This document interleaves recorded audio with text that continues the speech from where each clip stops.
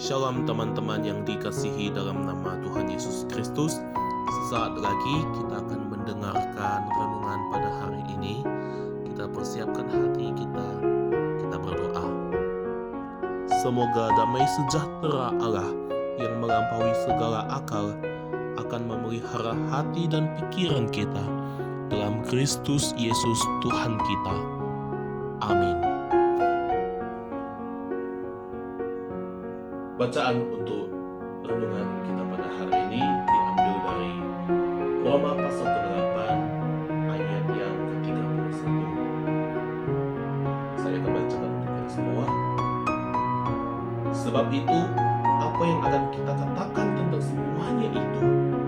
Jika Allah di pihak kita, siapakah yang akan melawan kita? Sekali lagi. Sebab itu, apa yang akan kita katakan tentang semuanya itu? Jika Allah di pihak kita, siapakah yang akan melawan kita? Demikianlah indahnya firman Tuhan.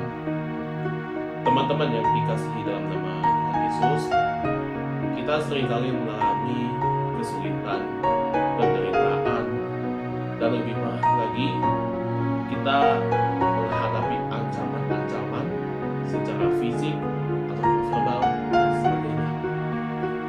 Emang sih kita ngerasa aku pengennya hidup bahagia, kenapa harus diganggu juga? Dari situlah kita ini membutuhkan satu, yaitu perlindungan. Kita mencari perlindungan, mencari keamanan, mencari keselamatan kepada orang-orang yang kita lihat bisa memberikan rasa aman, memberikan kita rasa terlindungi, memberikan kita rasa selamat dari bahaya. Memang kita bisa mendapatkan perlindungan itu, tapi bisa jadi orang yang kita minta untuk memberikan rasa aman bisa jadi ingin memanipulasi kelemahan kita, memanfaatkan kelemahan kita supaya kita dijatuhkan oleh orang lain. Memang pada saat ini kita juga berusaha keluar dari penderitaan, menghindari ancaman-ancaman yang mengganggu kita. Di ayat ini, pada renungan kita pada hari ini, kepada jemaat Roma, Paulus menegaskan bahwa tidak ada rumah yang lebih aman, tidak ada perlindungan yang lebih aman selain kita berlindung kepada Tuhan. Kenapa demikian? Sebab jika ada di pihak kita, maka penderitaan yang kita tanggung tidak sebanding dengan kemuliaan besar dari Tuhan yang akan dikatakan kepada kita. Buktinya, Tuhan Yesus sudah lahir ke dunia, memberitakan keselamatan kepada semua orang, rela mati disalibkan, menebus kesalahan kita, hingga bangkit dan naik ke surga. Bukankah ini adalah sebuah kebanggaan terbesar sebagai umat Kristen tersendiri? Ya, memang akhir-akhir ini di negara kita ini justru sedang mengalami pergumulan.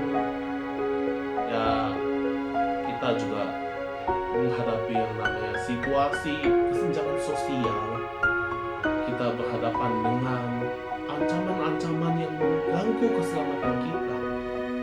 Ada juga penderitaan yang tiada henti-hentinya di negara ini, kesulitan secara ekonomi, sosial, dan lain-lain masih menggerogoti negara kita ini.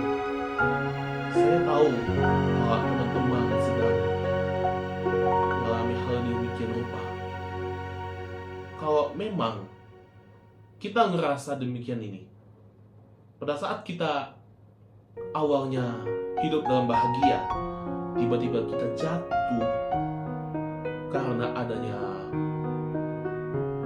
kejahatan menimpa, hingga timbullah penderitaan, kesengsaraan atas kejahatan tersebut. kita yang merasa tidak ada salahnya justru berkata, Tuhan, di manakah Engkau yang akan melindungi kami dari kejahatan? Di manakah Tuhan yang akan memberikan keadilan pada kita? Kita merasa demikian. Tapi ingat, kita sebagai umat Kristen, janganlah menganggap kalau Tuhan itu tidur. Memang kita mendapatkan keselamatan, mendapatkan restoratif, pemulihan kembali kehidupan yang lebih baik. Tapi itu semua membutuhkan proses. Tuhan memang sedang mengerjakannya untuk memulihkan kita, memulihkan negara kita ini. Saya tahu kalau ini adalah cobaan, ujian terberat bagi kita. Tapi ujian yang kita hadapi ini tidak sampai melampaui batas kemampuan manusia.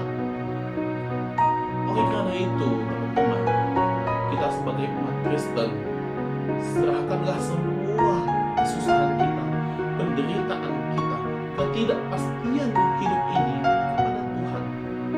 Kita terima Tuhan sebagai penopang, pelindung terbaik kita ini. Karena apa? Tuhan selalu melindungi kita setiap saat tanpa kekurangan satu apapun. Jika Allah di pihak kita, apalagi yang kita ragu dan kita takutkan? Orang percaya dijamin dengan kemenangan, pembelaan, dan kasih Allah yang kekal. Tidak ada penderitaan ataupun pencobaan bagi orang beriman, karena penderitaan tidak mampu menutupi kasih karunia dari Allah kepada kita. Jadi teman-teman yang dikasihi dalam nama Tuhan Yesus, kita tidak boleh berputus asa. Kita jangan nyanyiakan waktu kita dengan hidup dalam rendah diri. Kita hidup dalam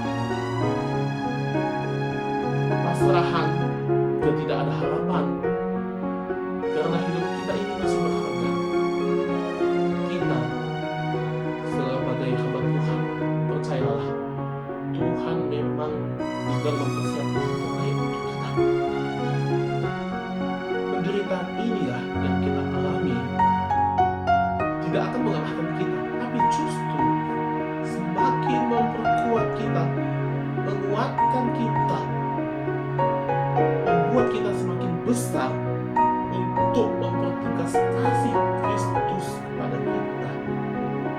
Semakin kita menderita, kita semakin kuat menghadapinya, asalkan kita betul-betul yakin dan percaya sepenuhnya kepada kasih karunia dari Yesus Kristus sendiri.